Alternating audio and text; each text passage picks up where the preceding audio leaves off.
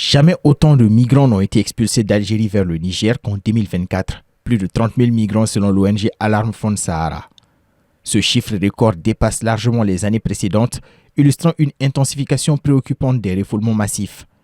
Ces exilés, souvent arrêtés lors des raids policiers en Algérie, sont abandonnés dans le désert à la frontière nigérienne, contraints de parcourir des kilomètres à pied jusqu'à Assamaka, où un centre de transit de l'Organisation internationale pour les migrations, OIM, peine à faire face.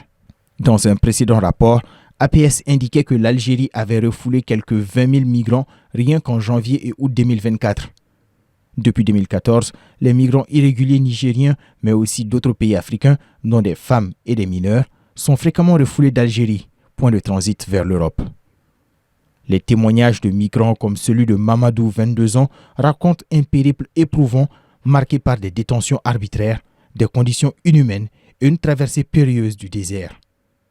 APS dénonce des traitements violents et pointe une chaîne d'expulsion impliquant également la Tunisie et la Libye.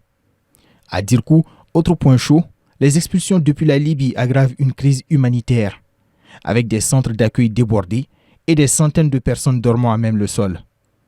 Cette situation provoque des tensions diplomatiques.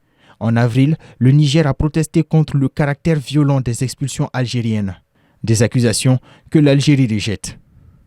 Pendant ce temps, des milliers de migrants restent pris au piège face à une communauté internationale qui tarde à réagir efficacement. Une tragédie silencieuse se joue dans les sables du Sahara.